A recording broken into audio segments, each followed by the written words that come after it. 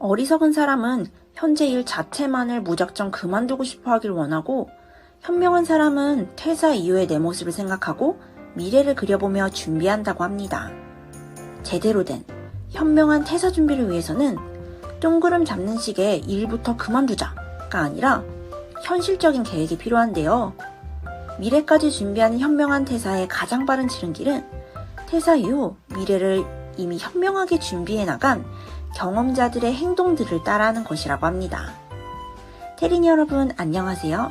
어린이집 유치원 교사에서 마케팅 대표되기의 퇴사원입니다.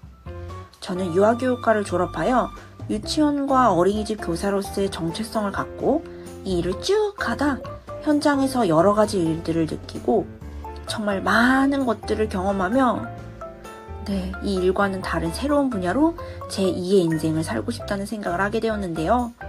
지금은 새로운 일에 도전하며 퇴사 준비를 하고 있답니다. 그럼 오늘은 현명하게 퇴사 준비를 하기 위해선 어떤 마인드들이 필요하고 어떤 준비를 해야 하는지, 퇴사 이후에 다시 원래 일로 돌아가는 최악의 상황을 막기 위한 행동 전략 5가지를 알아보도록 하겠습니다. 첫 번째, 퇴사를 위한 1단계 행동 전략은 무엇일까요? 바로 독서를 이용한 마인드 변화시키기입니다. 현명하게 퇴사하는 사람과 그렇지 못하는 사람의 가장 큰 차이는 퇴사를 대하는 태도와 마음에서 드러나는데요. 아무런 책임 없이 무조건적인 퇴사가 가져다주는 장밋빛 미래란 없습니다. 지금 당장 독서를 통해 평소 힘들고 지친 마음들 혹은 평소 자신감 없는 부정적인 생각에서 벗어나 나는 어린이집 유치원 교사 말고도 새로운 일을 충분히 해낼 수 있는 사람임을 다지며 단순히 일을 그만두고 포기하기 위한 퇴사가 아닌 새로운 일에 도전해 나가기 위한 목적 있는 퇴사임을 스스로 깨우치며 긍정적인 마인드 변화가 필요합니다.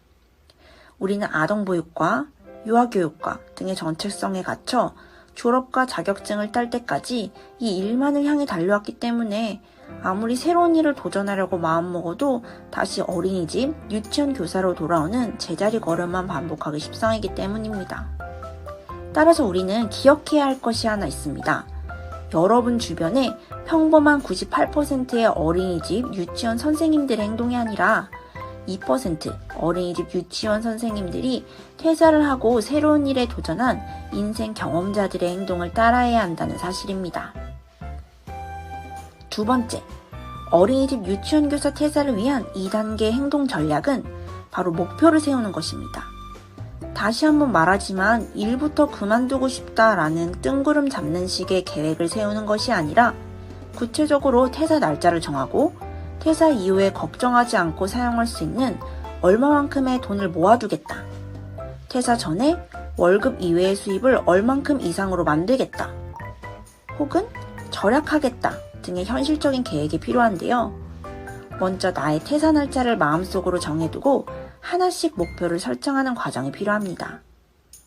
한 학기를 마치고 퇴사할 것인지, 2학기까지 모든 학기를 마치고 퇴사할 것인지 등 나만의 퇴사 날짜를 정하고 그때부터 실천해 나갈 것들을 우리가 월안, 주안, 일일 계획안을 작성하듯이 월별, 주별, 일별로 나만의 퇴사 플랜을 세우는 것입니다.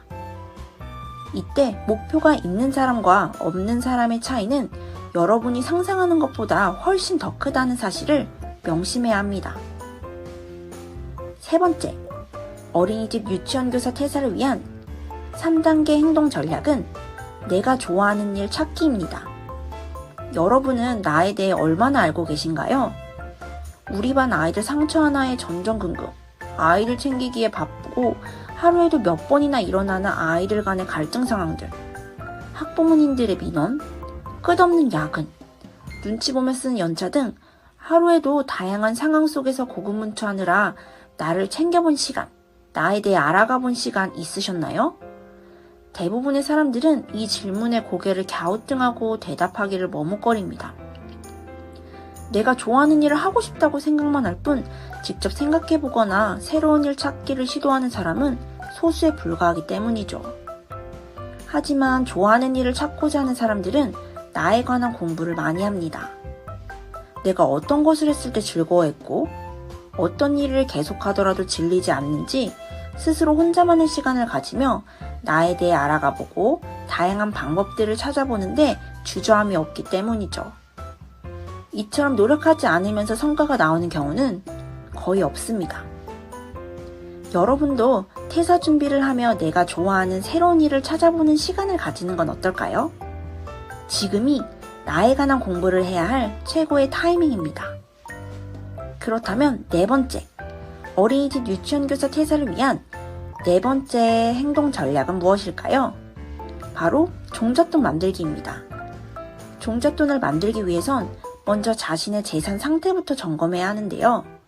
적금, 생활비, 보험, 용돈 등 지출과 관련된 모든 항목과 각 항목 옆에는 달마다 얼마만큼의 지출이 나가는지를 적습니다.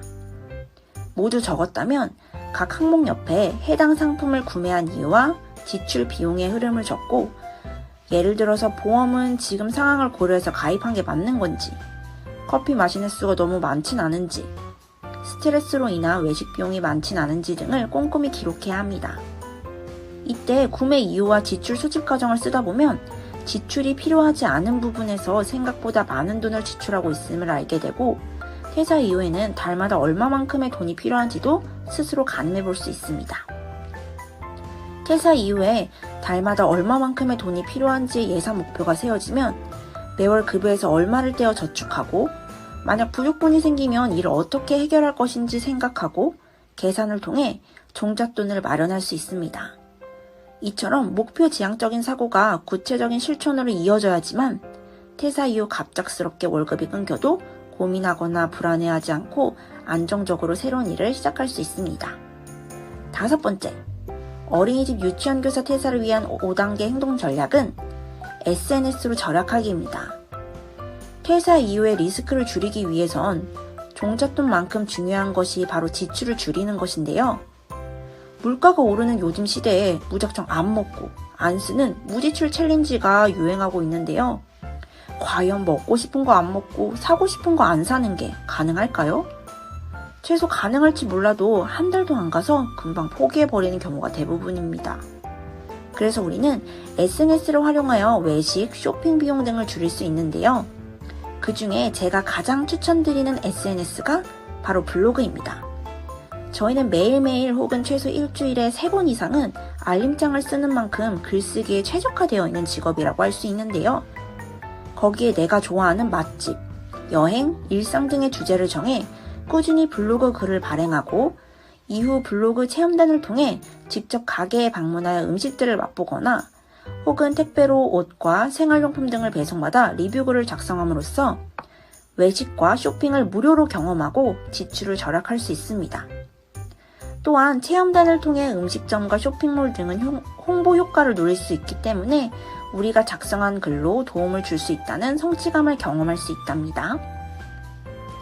지금까지 어린이집 유치원교사 퇴사를 위한 5단계의 행동 전략에 대해 알아보았는데요. 이처럼 준비된 퇴사는 절대 실패하지 않는다는 사실을 기억하시며 긍정적인 마인드로 저와 함께 어린이집 유치원교사 퇴사 준비 같이 해보시는 건 어떠신가요? 자신에게 하는 투자는 절대 실패하지 않는다는 사실을 기억하시면서 이상 어린이집 유치원교사에서 마케팅 대표되기의 퇴사 언니였습니다. 다음 영상에서 또 만나요.